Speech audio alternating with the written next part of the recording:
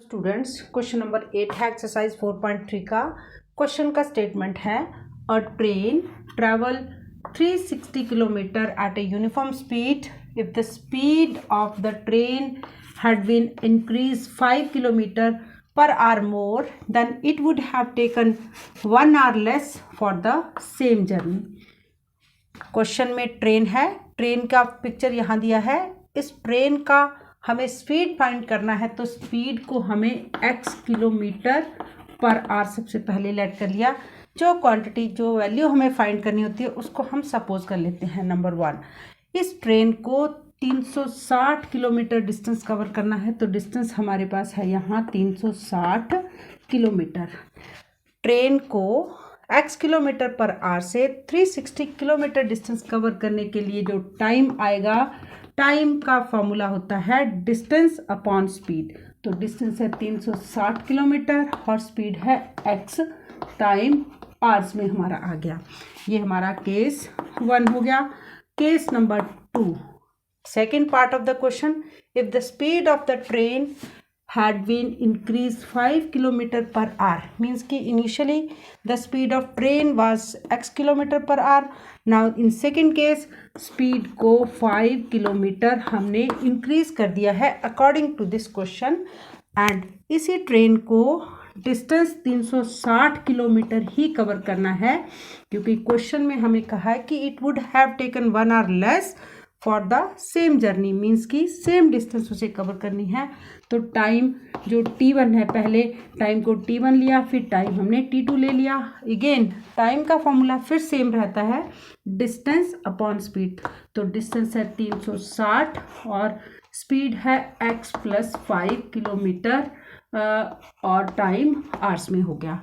जब speed train की बढ़ गई x plus 5 kilometre, then time it would have taken less time, 1 hour less. It means कि हमारे पास यहाँ time t1 greater than t2 by 1 hour। अब इन दोनों टाइम का डिफरेंस 1 hour है, t1 minus t2 is equal to 1 hour। Now we will make the equation out of this given two condition, then solve it. यहाँ पर t1 और t2 की value put up करेंगे। t1 है हमारे पास यहाँ 360 upon x, 360 upon x plus 5 is equal to 1। हम इसको कैलकुलेशन अपनी सुविधा के अकॉर्डिंगली कर सकते हैं। अगर हम 360 को कॉमन ले लें तो यहाँ 1 upon x plus 5 is equal to 1 रह जाएगा। 360 x और x प्लस 1 का एलसीएम लेंगे तो x प्लस 1 इस 1 से मल्टीप्लाई हो जाएगा और ये x इस 1 से मल्टीप्लाई होगा is equal to 1।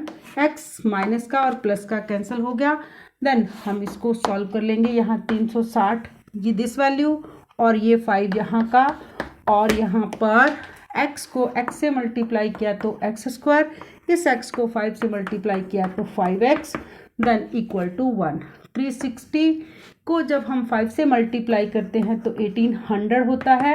X square plus 5x को जब 1 से मल्टीप्लाई करेंगे तो एक्स स्क्वायर प्लस 5x। अब हमारे पास ये बन गई है quadratic equation, x square plus 5x। जब 1800 राइट साइड जाएगा तो माइनस 1800 और यहाँ पर 0 हो जाएगा। इस क्वाड्रेटिक इक्वेशन को हम सॉल्व कर सकते हैं बाय क्वाड्रेटिक फार्मूला और मिडल टर्म स्प्लिट से। तो मैं यहाँ सॉल्व करूँगी इसे मिडल टर्म स्प्लिट से। इस एक्स स्क्वायर के कॉफिशिएंट और माइनस 1800 को मल्टीप्लाई करने से 1800 आता है, और 1800 को हमने ब्रेक करना है ताकि हमारे पास 5 आ जाए। तो सबसे पहले हम 1800 को स्प्लिट कर 1800 को स्प्लिट कर लिया प्राइम फैक्टर में। प्राइम फैक्टराइजेशन करने के बाद इन प्राइम फैक्टर को हम इस तरह से अरेंज करेंगे कि टोटल करके प्लस 5 हो, मल्टीप्लाई करके तो हमारे पास 1800 ही आना चाहिए, बट ये प्लस और माइनस का बहुत ध्यान रखना है। तो सबसे पहले हम 3 3 9, 9 और 5 45, बाकी बच जाएंगे 5, 5 2 10, 10 2 20, 20 2 40। अगर हम 40 को 45 से मल्टीप्लाई करते हैं तो आता है 1800, बट अगर हम 45 और 40 का डिफरेंस लेते हैं तो ये प्लस 5 आ जाएगा।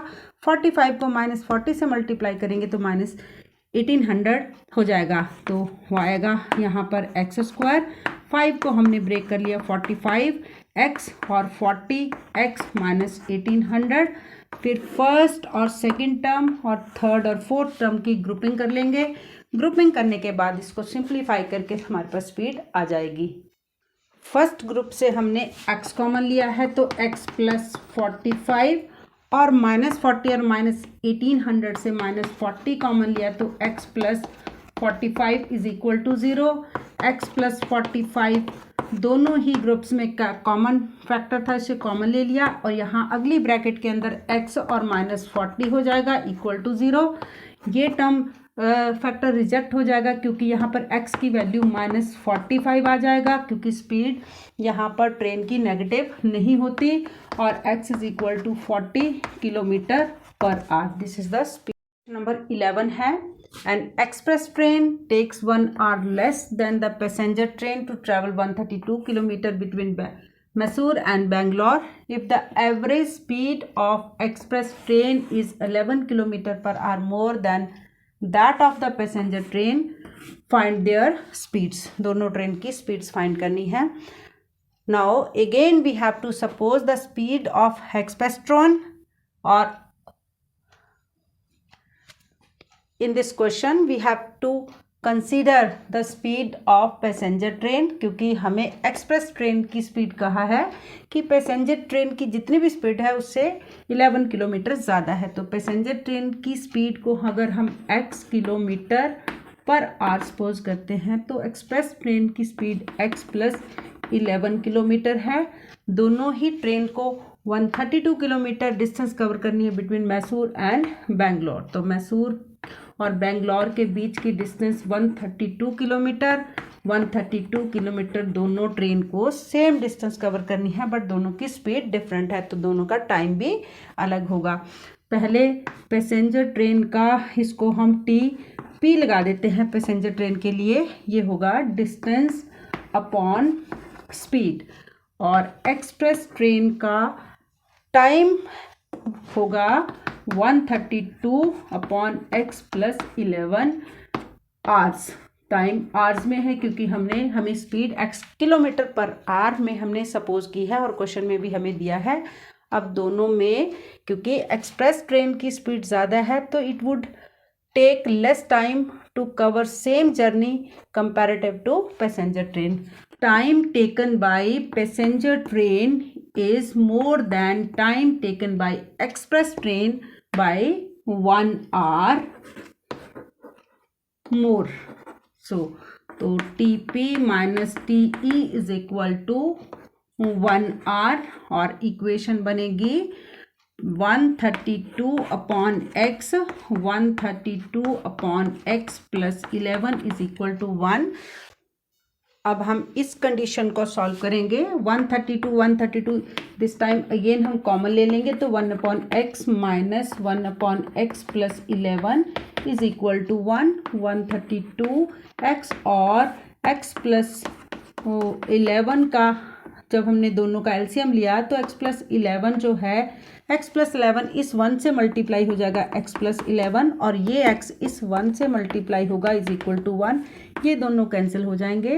देन 132 को मल्टीप्लाई करेंगे 11 से, अपॉन x को x से मल्टीप्लाई किया x स्क्वायर, x को 11 से मल्टीप्लाई करते हैं तो 11x is equal to 1। x square plus 11 1 से मल्टीप्लाई हो जाएगा और 132 को जब हम 11 से मल्टीप्लाई करेंगे तो 1452 आएगा। x स्क्वायर प्लस 11x 1452 जब राइट साइड में जाएगा तो ये माइनस हो जाएगा x square 11x minus 1452। Quadratic equation बन जाती है। क्वाड्रेटिक इक्वेशन को सॉल्व करने के दो मेथड है, या तो मिडल टर्म स्प्लिट या फिर क्वाड्रेटिक फॉर्मूला। तो सबसे पहले क्वेश्चन को अब हम सॉल्व करेंगे मिडल टर्म स्प्लिट मेथड से। 11 को x के कोफिशिएंट को इस तरह से ब्रेक करना है कि x स्क्वायर का कोफिशिएंट और कांस्टेंट टर्म दोनों का मल्टीप्लिकेशन के इक्वल आए। 11 के दो अगर हम पार्ट करते हैं, जब हम ये बड़ा नंबर देखते हैं तो पहले हम इसको स्प्लिट कर लेते हैं। 1452 को जब हम प्राइम फैक्टराइजेशन किया तो आया हमारे पास 2 इंटू 2 इंटू 3 इंटू 11 इंटू 11। अब इन फैक्टर्स को ही हमें अरेंज करना है कि ऐड करके हमारा 11 आए, मल्टीप्लाई करके -1452 आए। तो अगर हम 4 और एक 11 को ज्वाइन करते हैं तो 44 और 3 और 11 33, क्योंकि दोनों का मल्टीप्लिकेशन तो 1452 रहेगा, बट इन दोनों का सब्ट्रैक्शन 11 बन रहा है। तो यहाँ x², इस 11x को हमने लिखा 44x minus 33x minus 1452 is equal to 0। Grouping करके फिर से हम x के लिए वैल्यू को सॉल्व कर सकते हैं। इस तरह से सॉल्व करने के बाद हमारे पास दो फैक्टर आते हैं, एक x plus 44 is equal to 0, x की वैल्यू -44 आता है, और x की वैल्यू अगर हम इस फैक्टर को सॉल्व करते हैं तो 33 आ जाता है। पैसेंजर ट्रेन की स्पीड को हमने x सपोज किया था, तो पैसेंजर ट्रेन की स्पीड हुई 33 किलोमीटर पर आवर, और एक्सप्रेस ट्रेन की स्पीड 11 किलोमीटर ज़्यादा थी, तो ये हुई 44 किलोमीटर पर आवर।